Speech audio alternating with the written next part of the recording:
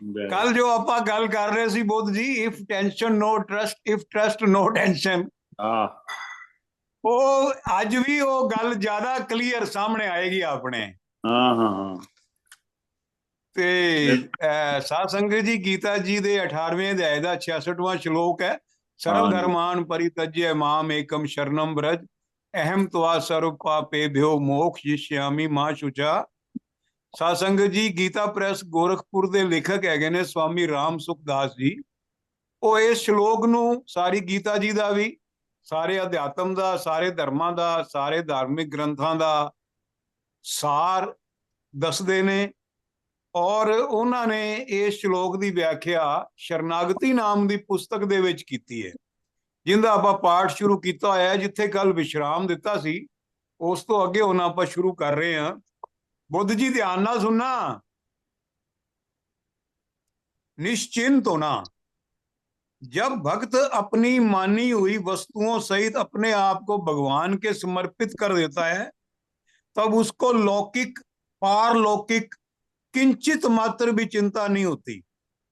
अर्थात अभी जीवन निर्वाह कैसे होगा, कहाँ रहना होगा, मेरी क्या दशा होगी, क्या गति होगी, आदि चिंताएं बिल्कुल नहीं रहती।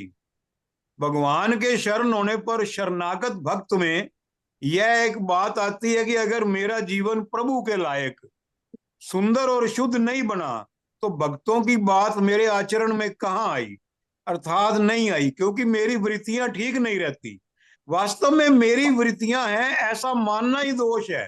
वृत्तियां उतनी दोषी नहीं है। मन बुद्धि इंद्रियां शरीर आदि में जो मेरापन है, यही गलती है।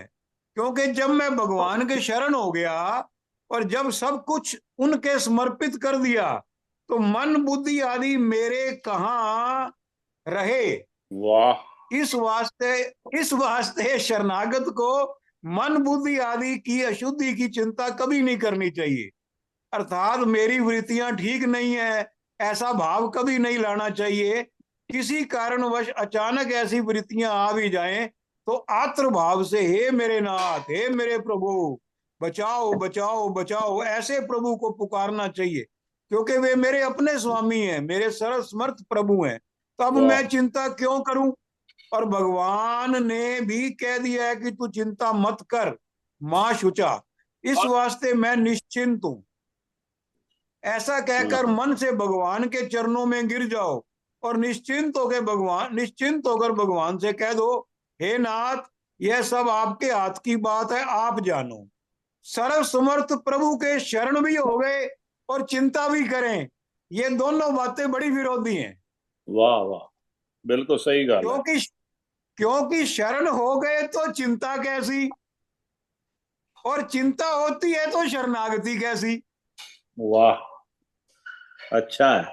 इस वास्ते शरणागत को ऐसा सोचना चाहिए कि जब भगवान यह कहते हैं कि मैं संपूर्ण पापों से छुड़ा दूंगा, तो क्या ऐसी वृत्तियों से छूटने के लिए मेरे को कुछ करना पड़ेगा। मैं तो बस आपका हूं। हे भगवान, मेरे में वृत्तियों को अपना मानने का भाव कभी आए ही नहीं। हे नाथ, शरीर इंद्रियां प्राण मन बुद्धि ये कभी मेरे दिखे ही नहीं, परंतु हे नाथ, सब कुछ आपको देने पर भी ये शरीर आदि कभी कभी मेरे दिख जाते हैं। अब इस अपराध से मेरे को आप ही छुड़ाइए, ऐसा कहकर निश्चिंत हो जाओ। इत्थे आपां साध संगत जी पाठ ਨੂੰ विश्राम दे रहे हैं।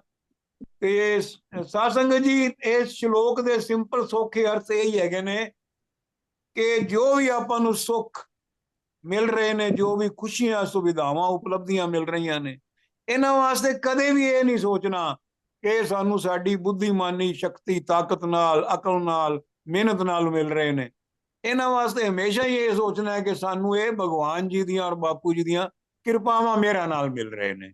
और कदे भी किसी भी तरह का अहंकार नहीं करना और अपने दिलों हमेशा भगवान जी ते और बापू जी ते पूरी तरह डिपेंड निर्भर करना है, पूरी तरह उन्होंने आसरे सहारे रहना है और पूरी तरह उन्होंने चरणों में पूरा समर्पण और पूरा आत्म समर्पण करके रहना है और अपने दिलों हमेशा उन्होंने चरणों में ते उन्होंने शरण में रहना है।